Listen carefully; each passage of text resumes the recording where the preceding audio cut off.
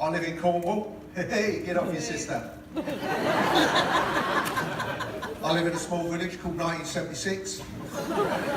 Honestly, it's so backward. It's so backwards. When the neighbours come round, I have to turn the colour off for telly. Or they'll accuse the wife of witchcraft. Again, I should have stood up for her really, but I honestly thought she could swim. But,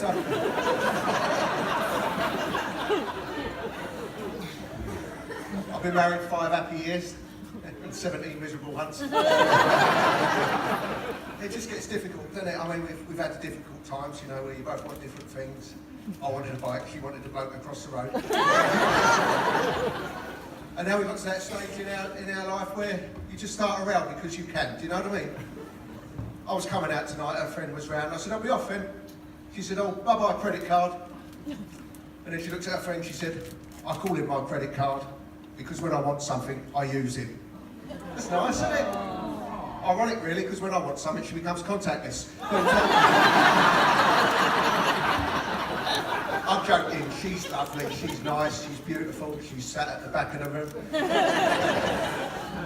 No, we've been together a lot longer than that actually. I met her at school. We was both at school, I'm not from Taunton. That's a true story. One day, I was just being a little twat, I was running through the corridor and I ran straight into her. Knocked all her books over onto the floor. I bent down, I picked them up, I looked into her eyes and I thought, she's nice. And as I handed her her books, I noticed on every one she'd written, I love anal. And I asked her out there and then. It took me 6 years to discover she was dyslexic and fancied me mate Alan.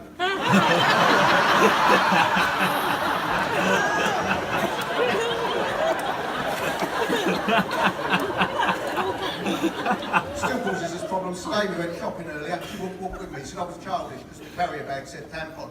Bloody top man.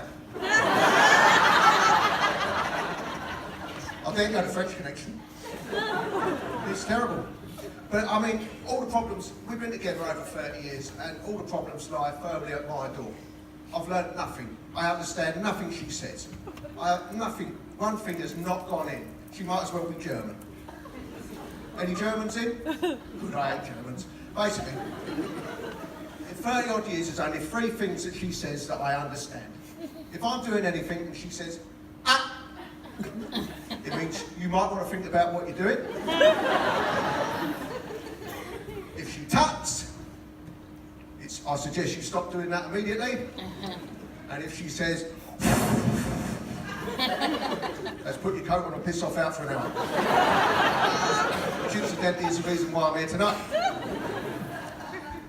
And while I'm out doing this, she's at home watching like box sets and Netflix and things like that. Do you do that? The other night I got back from a gig and she'd been watching this thing on iPlayer, Dr. Foster. Did you see any of that? Yes. Oh, she was telling me, she said, I've been watching this thing and they've done this thing called hate sex. Did you know about that, hate sex? I said, what's that then? She said, well, it's when you make love to someone, but you hate them.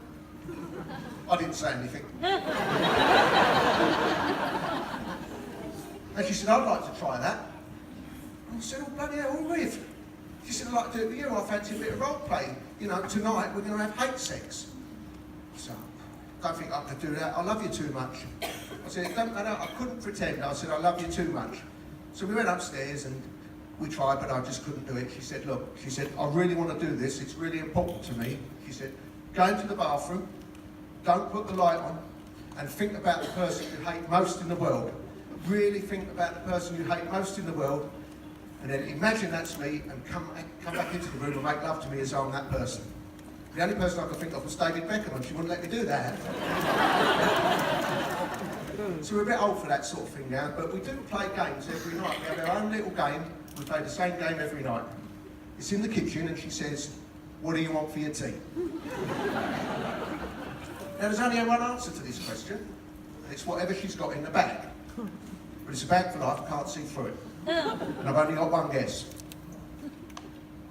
If I get it right, we have what's in the bag, and we're in a lovely evening. If I get it wrong, we still have what's in the bag, but it's a bit of an atmosphere. Now, you might guess I'm not originally from Cornwall. I moved there about 6 years ago, and I love it. I think it's great, and what I love most of all is nobody gives a shit about anything. Nobody cares. If you want to know anything, No one's going to help you. You've got to find out for yourself. Now, a couple of years ago, I had an accident. I hurt my back. Thank you, you're very kind, and if I'm honest, slightly quicker than Torquay. So I went to the doctors and said, look, I've hurt my back, so I'm going to have to send you to the hospital for physiotherapy. I thought, oh no, this is a nightmare. I'm going to have to go to Plymouth, because I'm used to big city hospitals, you know, where there's buildings and buildings and buildings, and whole buildings are for departments. He said, no, he said, it's fine. He said, the local cottage hospital has a physiotherapy clinic there on a Tuesday. Just go along to that. Went along, there's free parking and everything. It's such a little place, it's all in one building. Now, some of the facilities are shared. They don't tell you this, you've got to find out for yourself. And the lady said, physiotherapy waiting room is down there on the right. So I walked in to find out that the physiotherapy waiting room was also the waiting room for the sexual health clinic. First thing I knew was a poster on the wall. Does your penis look like this? You can honestly say it didn't, because the bloke in the picture was black. But it's really embarrassing. It's really, really embarrassing, because everybody that comes in just assumes you've got a sexual health problem. You've got a bit of a disease going on. But with some of the younger people, they want you to know they've got a sexual disease because it's a badge of honour. I mean, this kid, he come in, he could have only been about 17. He had a sexual disease, wanted everybody to know about it. He stood there scratching himself. Now, I don't know how to describe him. I really don't. I mean, he had big white trainers on, big baggy jeans. His pants were sticking out over the top. He had a hoodie on, cap on back to front. I suppose you would call him a gangster rapper. He's from Cornwall, so he's more gangster rapping. But then what sums up Cornish to me, it's absolutely fantastic about how they don't care, they don't give a shit. These two local blokes came in, these two porters, and they brought a lady in a wheelchair, and she must have been about 90.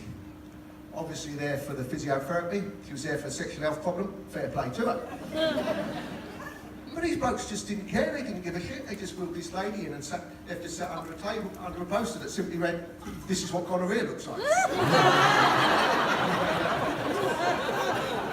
Now, as I say, I've been down here about 6 years, and when I told my mates back home that I was going to be moving to Cornwall, they said, don't do that.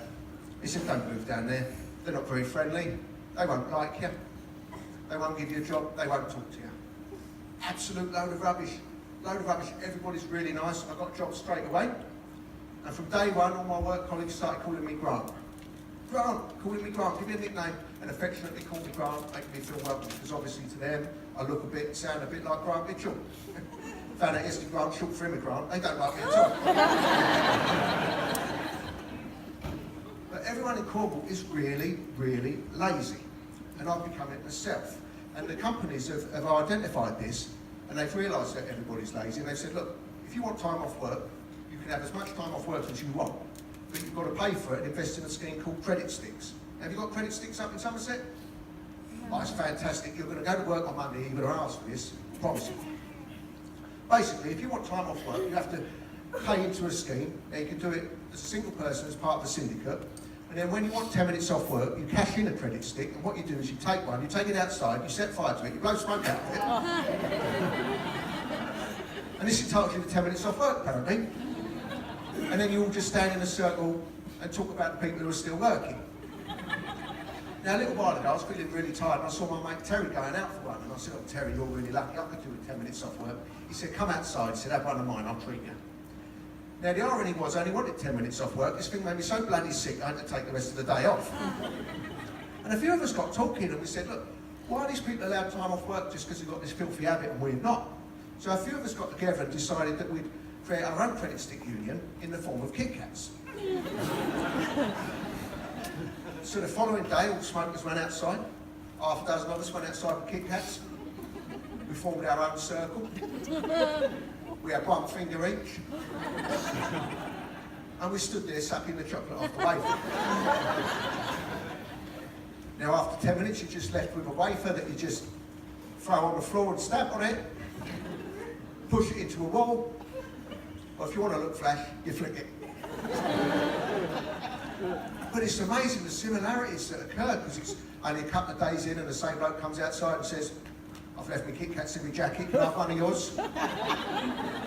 Dave went on holiday, come back with 48, tried to sell them off cheap.